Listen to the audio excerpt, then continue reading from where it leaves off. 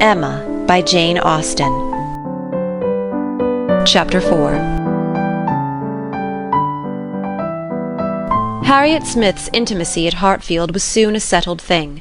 Quick and decided in her ways, Emma lost no time in inviting, encouraging, and telling her to come very often, and as their acquaintance increased, so did their satisfaction in each other.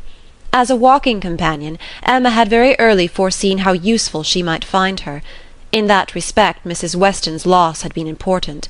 Her father never went beyond the shrubbery, where 2 divisions of the ground sufficed him for his long walk, or his short, as the year varied. And since Mrs. Weston's marriage, her exercise had been too much confined. She had ventured once alone to Randalls, but it was not pleasant, and a Harriet Smith, therefore, one whom she could summon at any time to a walk, would be a valuable addition to her privileges. But in every respect, as she saw more of her, she approved her, and was confirmed in all her kind designs. Harriet certainly was not clever, but she had a sweet, docile, grateful disposition, was totally free from conceit, and only desiring to be guided by any one she looked up to. Her first attempts at usefulness were in an endeavour to find out who were the parents, but Harriet could not tell. She was ready to tell everything in her power, but on this subject questions were vain. Emma was obliged to fancy what she liked, but she could never believe that in the same situation she should not have discovered the truth. Harriet had no penetration. She had been satisfied to hear and believe just what Mrs. Goddard chose to tell her, and looked no farther. Mrs. Goddard, and the teachers, and the girls, and the affairs of the school in general, formed naturally a great part of the conversation, and but for her acquaintance with the Martins of Abbey Mill Farm, it must have been the whole. But the Martins occupied her thoughts a good deal. She had spent 2 very happy months with them, and now loved to talk of the pleasures of her visit, and describe the many comforts and wonders of the place. Emma encouraged her talkativeness, amused by such a picture of another set of beings, and enjoying the youthful simplicity which could speak with so much exultation of Mrs. Martin's having 2 parlours, 2 very good parlours indeed. One of them is quite as large as Mrs. Goddard's drawing-room, and of her having an upper maid who had lived 25 years with her, and of their having 8 cows, 2 of them Alderneys, and one a little Welch cow, a very pretty little Welch cow indeed, and of Mrs. Martin's saying, as she was so fond of it, it should be called her cow, and of their having a very handsome summer-house in their garden, where some day next year they were all to drink tea, a very handsome summer-house, large enough to hold 12 people. For some time she was amused, without thinking beyond the immediate cause, but as she came to understand the family better, other feelings arose. She had taken up a wrong idea, fancying it was a mother and daughter, a son and son's wife, who all lived together. But when it appeared that the Mr. Martin, who bore a part in the narrative, and was always mentioned with an approbation for his great good nature in doing something or other, was a single man, that there was no young Mrs. Martin, no wife in the case, she did suspect danger to her poor little friend from all this hospitality and kindness, and that, if she were not taken care of, she might be required to sink herself for ever.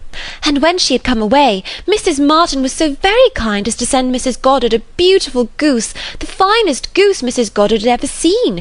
Mrs. Goddard had dressed it on a Sunday, and asked all the 3 teachers, Miss Nash and Miss Prince and Miss Richardson, to sup with her. Mr. Martin, I suppose, is not a man of information beyond the line of his own business. He does not read? Oh, yes. That is, no. I do not know, but I believe he has read a good deal, but not what you would think anything of. He reads the agricultural reports and some other books that lay in one of the window-seats, but he reads all them to himself. But sometimes of an evening before we went to cards, he would read something aloud of the elegant extracts, very entertaining, and I know he has read the Vicar of Wakefield. He never read the Romance of the Forest, nor the Children of the Abbey. He has never heard of such books before I mentioned them, but he is determined to get them now as soon as ever he can.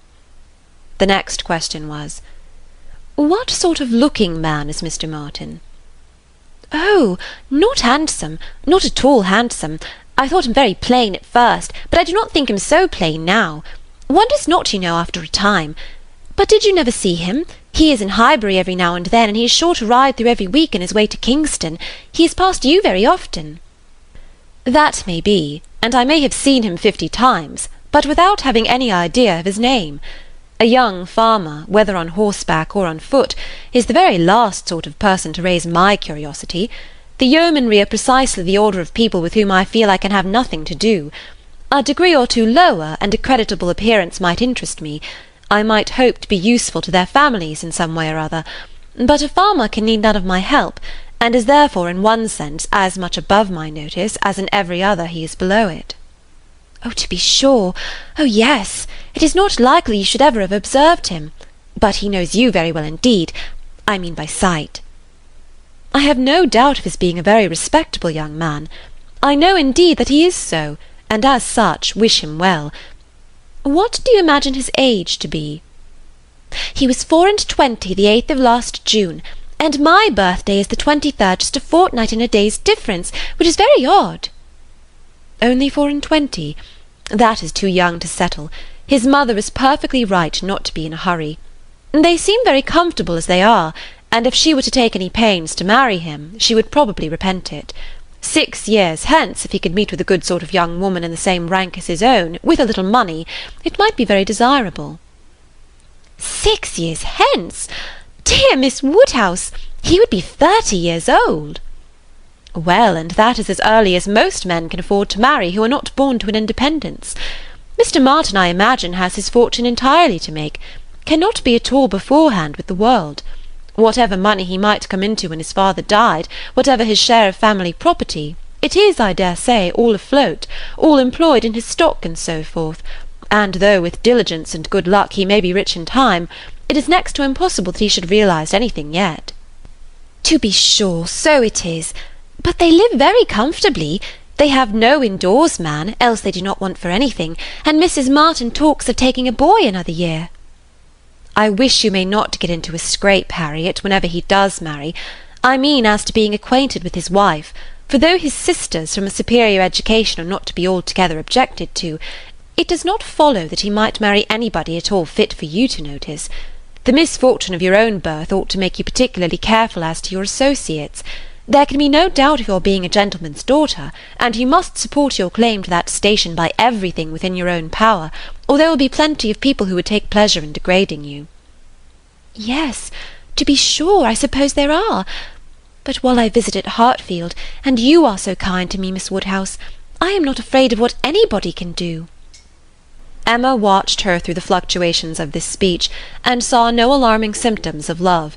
The young man had been the first admirer, but she trusted there was no other hold, and that there would be no serious difficulty on Harriet's side to oppose any friendly arrangement of her own. They met Mr. Martin the very next day as they were walking on the Donwell road.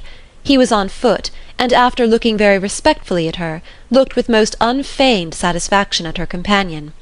Emma was not sorry to have such an opportunity of survey, and walking a few yards forward while they talked together, soon made her quick eye sufficiently acquainted with Mr. Robert Martin. His appearance was very neat, and he looked like a sensible young man. But his person had no other advantage, and when he came to be contrasted with gentlemen, she thought he must lose all the ground he had gained in Harriet's inclination. Harriet was not insensible of manner. She had voluntarily noticed her father's gentleness with admiration as well as wonder. Mr. Martin looked as if he did not know what manner was. They remained but a few minutes together, as Miss Woodhouse must not be kept waiting, and Harriet then came running to her with a smiling face and in a flutter of spirits, which Miss Woodhouse hoped very soon to compose. Only think of our happening to meet him! How very odd! It was quite a chance, he said, that he had not gone round by Randalls. He did not think we ever walked this road. He thought we walked towards Randalls most days. He has not been able to get the Romance of the Forest yet. He was so busy the last time he was at Kingston that he quite forgot it, but he goes again to-morrow. So very odd we should happen to meet. Well, Miss Woodhouse, is he like what you expected? What do you think of him? Do you think him so very plain? He is very plain, undoubtedly, remarkably plain. But that is nothing compared with his entire want of gentility. I had no right to expect much, and I did not expect much. But I had no idea that he could be so very clownish, so totally without air. In one respect, perhaps, Mr. Elton's manners are superior to Mr. Knightley's or Mr. Weston's. They have more gentleness. They might be more safely held up as a pattern. There is an openness, a quickness, almost a bluntness in Mr. Weston, which everybody likes in him, because there is so much good humour with it. But that would not do to be copied. Neither would Mr. Knightley's downright decided, commanding sort of manner, though it suits him very well. His figure and look and situation in life seem to allow it. But if any young man were to set about copying him, he would not be sufferable. On the contrary, I think a young man might be very safely recommended to take Mr. Elton as a model. Mr. Elton is good-humoured, cheerful, obliging, and gentle. He seems to me to be grown particularly gentle of late. I do not know whether he has any design of ingratiating himself with either of us, Harriet, by additional softness, but it strikes me that his manners are softer than they used to be. If he means anything, it must be to please you. Did not I tell you what he said of you the other day?" She then repeated some warm personal praise which she had drawn from Mr. Elton, and now did full justice to, and Harriet blushed and smiled, and said she had always thought Mr. Elton very agreeable. Mr. Elton was the very person fixed on by Emma for driving the young farmer out of Harriet's head. She thought it would be an excellent match, and only too palpably desirable, natural, and probable for her to have much merit in planning it. She had already satisfied herself that he thought Harriet a beautiful girl, which she trusted, with such frequent meetings at Hartfield, was foundation enough on his side, and on Harriet's there could be little doubt that the idea of being preferred by him would have all the usual weight and efficacy. And he was really a very pleasing young man whom any woman not fastidious might like. He was reckoned very handsome, his person much admired in general, though not by her, there being a want of elegance of feature which she could not dispense with. But the girl who could be gratified by a Robert Martin's riding about the country to get walnuts for her might very well be conquered by Mr. Elton's admiration.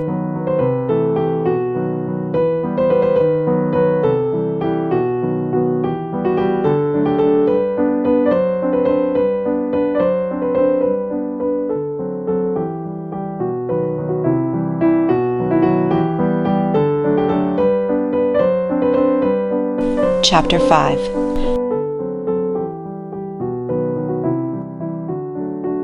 "I do not know what your opinion may be, Mrs. Weston," said Mr. Knightley, "of this great intimacy between Emma and Harriet Smith, but I think it a bad thing." "A bad thing? Do you really think it a bad thing? Why so?" "I think they will neither of them do the other any good." "You surprise me. Emma must do Harriet good, and by supplying her with a new object of interest, Harriet may be said to do Emma good. I have been seeing their intimacy with the greatest pleasure. How very differently we feel! Not think they will do each other any good. This will certainly be the beginning of one of our quarrels about Emma, Mr. Knightley." "Perhaps you think I am come on purpose to quarrel with you, knowing Weston to be out, and that you must still fight your own battle." "Mr. Weston would undoubtedly support me, if he were here, for he thinks exactly as I do on the subject. We were speaking of it only yesterday, and agreeing how fortunate it was for Emma that there should be such a girl in Highbury for her to associate with. Mr. Knightley, I shall not allow you to be a fair judge in this case. You are so much used to live alone, that you do not know the value of a companion, and perhaps no man can be a good judge of the comfort a woman feels in the society of one of her own sex, after being used to it all her life. I can imagine your objection to Harriet Smith. She is not a superior young woman, which Emma's friend ought to be. But on the other hand, as Emma wants to see her better informed, it will be an inducement to her to read more herself. They will read together. She means it, I know." "Emma has been meaning to read more ever since she was 12 years old. I have seen a great many lists of her drawing up at various times of books that she meant to read regularly through, and very good lists they were, very well chosen, and very neatly arranged, sometimes alphabetically. Emma is spoiled by being the cleverest of her family. At 10 years old she had the misfortune of being able to answer questions which puzzled her sister at 17. She was always quick and assured, Isabella slow and diffident, and ever since she was 12, Emma has been mistress of the house and of you all. In her mother she lost the only person able to cope with her. She inherits her mother's talents, and must have been under subjection to her. But Harriet Smith, I have not half done about Harriet Smith. I think her the very worst sort of companion that Emma could possibly have. She knows nothing herself, and looks upon Emma as knowing everything. I am much mistaken if Emma's doctrines give any strength of mind, or tend at all to make a girl adapt herself rationally to the varieties of her situation in life. They only give a little polish. I either depend more upon Emma's good sense than you do, or am more anxious for her present comfort, for I cannot lament the acquaintance. How well she looked last night!" "Oh, you would rather talk of her person than her mind, would you? Very well, I shall not attempt to deny Emma's being pretty." "Pretty? Say beautiful, rather. Can you imagine anything nearer perfect beauty than Emma altogether, face and figure?" "I do not know what I can imagine, but I confess that I have seldom seen a face or figure more pleasing to me than hers. But I am a partial old friend." "Such an eye! The true hazel eye! And so brilliant! Regular features, open countenance, with a complexion, oh, what a bloom of full health, and such a pretty height and size, such a firm and upright figure! There is health, not merely in her bloom, but in her air, her head, her glance. One hears sometimes of a child being the picture of health. Now Emma always gives me the idea of being the complete picture of grown-up health. She is loveliness itself. Mr. Knightley, is not she?" "I have not a fault to find with her person," he replied. "I think her all you describe. I love to look at her, and I will add this praise, that I do not think her personally vain. Considering how very handsome she is, she appears to be little occupied with it. Her vanity lies another way. Mrs. Weston, I am not to be talked out of my dislike of Harriet Smith, or my dread of its doing them both harm." "And I, Mr. Knightley, am equally stout in my confidence of its not doing them any harm. With all dear Emma's little faults, she is an excellent creature. Where shall we see a better daughter, or a kinder sister, or a truer friend? No, no, she has qualities which may be trusted. She will never lead any one really wrong. She will make no lasting blunder. Where Emma errs once, she is in the right 100 times. "Very well, I will not plague you any more. Emma shall be an angel, and I will keep my spleen to myself till Christmas brings John and Isabella.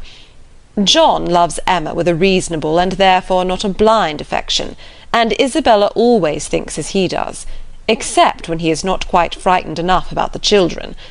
I am sure of having their opinions with me. There is an anxiety, a curiosity in what one feels for Emma. I wonder what will become of her." "So do I," said Mrs. Weston gently. "Very much." "She always declares she will never marry, which of course means just nothing at all. But I have no idea that she has ever yet seen a man she cared for. It would not be a bad thing for her to be very much in love with a proper object. I should like to see Emma in love, and in some doubt of a return. It would do her good. But there is nobody hereabouts to attach her, and she goes so seldom from home."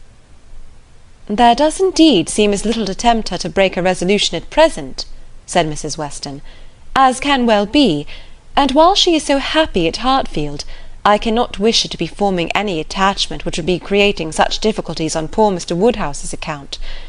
I do not recommend matrimony at present to Emma, though I mean no slight to the state, I assure you." Part of her meaning was to conceal some favourite thoughts of her own and Mr. Weston's on the subject as much as possible.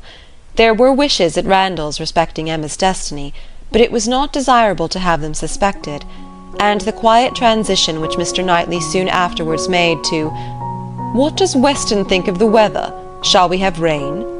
convinced her that he had nothing more to say or surmise about Hartfield.